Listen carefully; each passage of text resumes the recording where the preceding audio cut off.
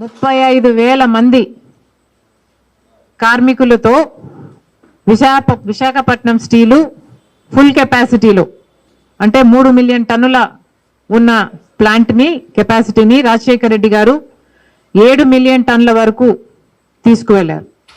ఆ టైంలో ఫుల్ ఎంప్లాయ్మెంట్లో నడిచిన ప్లాంటు 35,000 మందితో నడిచిన ప్లాంటు ఈరోజు కేవలం 20,000 మందితో మాత్రమే లేక అంతకంటే తక్కువే మందితోనే నడుస్తుంది. ఇప్పుడు దీనివల్ల ఆ 20,000 మందికి కూడా ఉద్యోగాలు పర్మనెంట్ అనో లేకపోతే ఒక భరోసానో లేకుండా పోతుంది. అంటే ఉన్న పనులకు కూడా ఇదివరకు కార్మికులుగా చేసే పనులకు కూడా అవుట్సోర్సింగ్ ఇస్తే ఇక మొత్తం కార్మికులను అవుట్సోర్సింగ్ పద్ధతుల్లోనే ఎంప్లాయ్ చేసుకుంటే ఇక రెగ్యులర్ ఉద్యోగస్తులు కానీ ఉన్న కాంట్రాక్ట్ బేస్లో ఉన్న ఉద్యోగస్తులకు కానీ ఏ మాత్రం భరోసా లేకుండా పోతుంది. ఇది ఎక్కడి న్యాయమని అడుగుతున్నాం. మోడీ గారు ముఖ్యమంత్రి అయినప్పటి నుంచే వైజాగ్ స్టీల్కు ఈ శాపం. కాంగ్రెస్ పార్టీ అధికారంలో ఉన్నంత వరకు 2014 వరకు బ్రహ్మాండంగా నడిచింది విశాఖపట్నం స్టీలు. అసలు కాంగ్రెస్ పార్టీ చిత్తశుద్ధితో ఇందిరాగాంధీ దగ్గర నుంచి రాజీవ్ గాంధీ అయితేనేమి, ఆ తర్వాత పివి నరసింహారావు గారు అయితేనేమి, రాజశేఖర రెడ్డి గారు అయితేనేమి, ఇలాంటి ఎంతో మంది కాంగ్రెస్ పార్టీ నాయకుల చేత కలకలలాడిన ఈ ప్రాజెక్టు కాంగ్రెస్ పార్టీ అధికారంలో నుంచి దిగిపోగానే 2014లో మోడీ ప్రధానమంత్రి అవ్వంగానే ఒక శాపం లాగా మొదలైంది విశాఖపట్నం స్టీలుకు. ఎందుకని అడుగుతున్నాం. విశాఖపట్నం స్టీలు ప్రైవేటైజ్ చేయాలి అన్న ఆలోచన మోడీ గారు చేయడం దుర్మార్గం కాదా? విశాఖపట్నం స్టీలు లాభాలలో నడుస్తే దాన్ని ప్రైవేటైజ్ చేయడం సాధ్యం కాబట్టి విశాఖపట్నం స్టీల్ను క్రమేణా సైలెంట్ కిల్లింగ్ చేస్తూ మోడీ గారు ఈ రోజుటి వరకు కూడా విశాఖపట్నం స్టీల్కు సంబంధించి ఒక్క రకంగా ఆదుకోకపోగా ప్రతి విషయంలోనూ విశాఖపట్నం స్టీల్కు అన్యాయమే చేశారు. అసలు రాజశేఖర రెడ్డి గారు ఉన్నప్పుడు ఒకప్పుడు విశాఖపట్నం స్టీల్కు లోటు కలిగితే 2,000 కోట్లు రాజశేఖర రెడ్డి గారు దానికి సహాయం చేయడమే కాకుండా కాంగ్రెస్ పార్టీ దానికి సహాయం చేయడమే కాకుండా 4,000 మందికి ఉద్యోగాలను కూడా కల్పించారు. ఈ రోజు వరకు కూడా భూములు ఇచ్చిన వాళ్ళు 7,500 మంది ఆ కుటుంబాలు ఉద్యోగాలు కావాలి అని మాకు ఇంకా ఆ రోజు ఇచ్చిన మాట ఈ రోజు వరకు కూడా నెరవేరలేదు అని ఈ రోజుకు కూడా వాపోతుంటే వాళ్ళకు ఉద్యోగాలు ఇవ్వాల్సింది పోనిచ్చి వాళ్ళకు భరోసా కలిగించాల్సింది పోనిచ్చి ఉన్న వాళ్ళకు కూడా భద్రత లేకుండా ఈరోజు చేస్తున్నారు మోడీ గారు నాయకులు అందరూ కలిపి. ఇది ఎక్కడి న్యాయం అని అడుగుతున్నాం. ఆపరేషన్ సైలెంట్ కిల్లింగ్ ఇదే ఈ ఆపరేషన్కి పేరు. ఆ రీతిలోనే మోడీ గారు ప్రధానమంత్రి అయినప్పటి నుంచి విశాఖపట్నం స్టీల్ భూముల మీద కన్ను పడింది కాబట్టి దీన్ని ప్రైవేటైజ్ ఎలాగైనా చేయాలి కాబట్టి అసలు ఈ ప్రాజెక్టే మంచిది కాదు అని తేల్చేస్తే దీన్ని ప్రైవేటైజ్ చేయడం చాలా సులువవుతుంది అనుకొని రాజశేఖర రెడ్డి గారు ఉన్నప్పుడు క్యాప్టివ్ మైన్స్ దీనికి కలిగించాలి అని ట్రైపార్టీ అగ్రిమెంట్ చేసుకోబోతే ఆయన చనిపోయాక అది అటకెక్కింది. అప్పటి నుంచి ఏ నాయకుడు కూడా దీనికి క్యాప్టివ్ మైన్ ఉండాలని కానీ ఆలోచన చేసింది లేదు. మోడీ గారు ప్రధానమంత్రి అయ్యారు, దీనికి క్యాప్టివ్ మైన్ ఇవ్వాల్సింది పోనిచ్చి లేదా సెయిల్లో విలీనం చేయాల్సింది పోనిచ్చి క్రమేణా ప్రతి విషయంలోనూ రా మెటీరియల్ దగ్గర నుంచి తీసుకుంటే ప్రతి విషయంలోనూ దీన్ని హ్యాండిక్యాప్ చేసే ప్రయత్నం చేశారు. ఇప్పటికీ కూడా 10 లక్షల టన్నులు ఐరన్ కావాల్సి ఉంటే 5 లక్షలే ఇస్తున్నారు.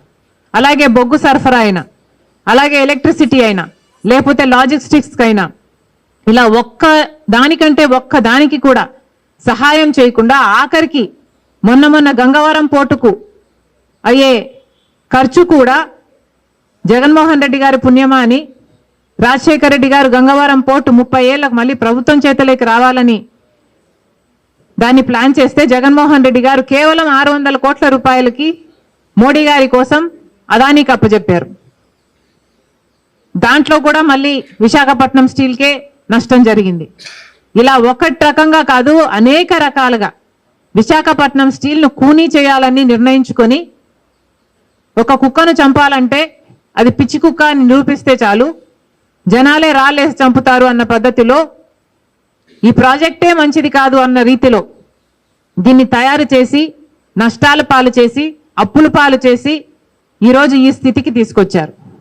ఇప్పుడేమో ఉన్న ఉద్యోగస్తులు కూడా ఉన్న భరోసా కూడా లేకుండా, ఇప్పటికే అక్కడ ఉన్న ఉద్యోగస్తులకి డ్యూటీకి వెళ్తే గేటు దగ్గర ఆ రోజు వాళ్ళ పేరు ఉంటుందో ఉండదో, ఉద్యోగం ఊడిపోయిందో తెలియక బిక్కు అనుకుంటూ ప్రతిరోజు ఉద్యోగానికి వెళ్తున్నామమ్మా అని చెప్తున్నారు.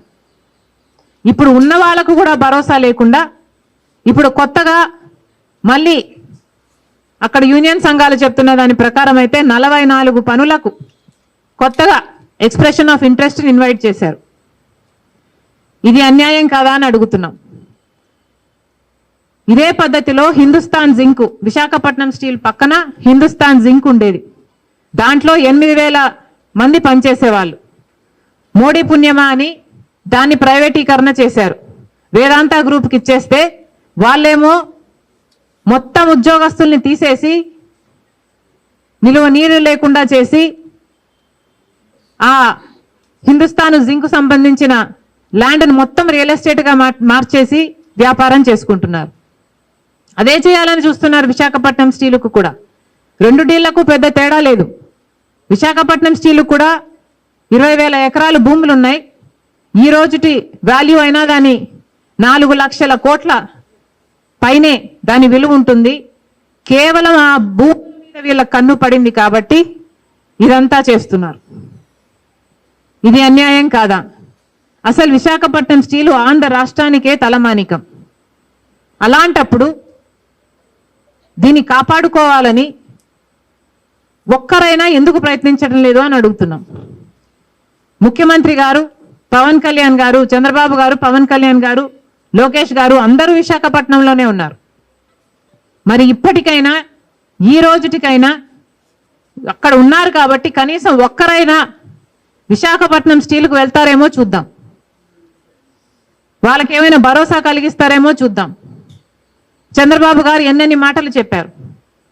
తెలుగు ఆత్మగౌరవం అన్నారు, విశాఖపట్నం స్టీలు మాకు సెంటిమెంటు అన్నారు, ఎందాకైనా పోరాడతామన్నారు. ఒకప్పుడు వాజ్పేయి గారు విశాఖపట్నం స్టీలు ప్రైవేటైజ్ చేయబోతే నేనే ఆపాను అన్నాడు చంద్రబాబు గారు. మంచిది సార్, మరి ఇప్పుడు కూడా అదే ప్రమాదం ఉంది, మరి ఇప్పుడు ఎందుకు ఏమీ చేయటం లేదు? ఎందాకైనా పోరాడతామన్నారు, అవసరమైతే ప్రాణాలు పణంగా పెడతామన్నారు, రాజీనామాలు చేస్తామన్నారు. మరి ఇప్పుడు ఎందుకు ఏమీ చేయటం లేదు? Department of investment and public asset management వాళ్ళు చాలా స్పష్టంగా 2021లో చెప్పిన మాట, విశాఖపట్నం స్టీలు ప్రైవేటైజ్ చేయబోతున్నాము అని. 2021లో ఆ మాట చెప్తే ఇటీవల మొన్న జరిగిన పార్లమెంటులో అంటే ఏప్రిల్లో దానికి సంబంధించిన మంత్రి చెప్పిన మాట, ఆ నిర్ణయం నిలబడుతుంది, దట్ డెసిషన్ స్టాండ్స్ అన్న clarification floor of the house పార్లమెంటులోనే చెప్పారు. మరి ఇప్పుడు చంద్రబాబు గారు దానికి ఏం సమాధానం చెప్తారు? విశాఖపట్నంలోనే ఉన్నారు చంద్రబాబు గారు కాబట్టి సమాధానం చెప్పాలని కాంగ్రెస్ పార్టీ డిమాండ్ చేస్తుంది. పవన్ కళ్యాణ్ గారు కూడా సమాధానం చెప్పాల్సిన అవసరం ఉంది. సేల్లో విలీనం చేయాలి, అవసరమైతే ఢిల్లీ దాకైనా వెళ్తాం అన్నారు పవన్ కళ్యాణ్ గారు. ఇంకేమన్నారు? అసెంబ్లీలో తీర్మానం చేస్తామన్నారు, పెద్ద పెద్ద మాటలు చెప్పారు. మరి అవన్నీ పబ్లిక్ కోసం చెప్పిన డైలాగులు మాత్రమేనా? మీకు ఏ మాత్రం చిత్తశుద్ధి ఉన్నా ఈరోజు ప్రజలకు భరోసా కల్పించాల్సిన అవసరం ఉంది. విశాఖపట్నం స్టీల్లో పనిచేస్తున్న వాళ్ళకి భరోసా కల్పించాల్సిన అవసరం ఉంది. మళ్ళీ డిమాండ్ చేస్తున్నాం, ఇవి ఏవైతే ఎక్స్ప్రెషన్ ఆఫ్ ఇంట్రెస్ట్ రిలీజ్ చేశారో దీన్ని వెనక్కి తీసుకోవాల్సిన అవసరం ఉంది. విశాఖపట్నం స్టీల్ మీద చంద్రబాబు గారు, పవన్ కళ్యాణ్ గారు, లోకేష్ గారు ముగ్గురు విశాఖపట్నంలోనే ఉన్నారు. దీని మీద క్లారిఫికేషన్ ఇవ్వండి. ఒక్కరైనా కనీసం విశాఖపట్నం స్టీల్ను విజిట్ చేయండి. చాలా మందికి మీరు భరోసా కల్పించిన వాళ్ళు అవుతారు. విశాఖపట్నం స్టీల్ ప్రైవేటైజ్ చేయడానికి కాంగ్రెస్ పార్టీ ఎప్పటికీ ఒప్పుకోదు. ఇది ఒక పోరాటంలా, ఒక ఉద్యమంలా మేము చేపడతాం. మళ్ళీ ప్రజలకు మాటిస్తూ థ్యాంక్ యూ.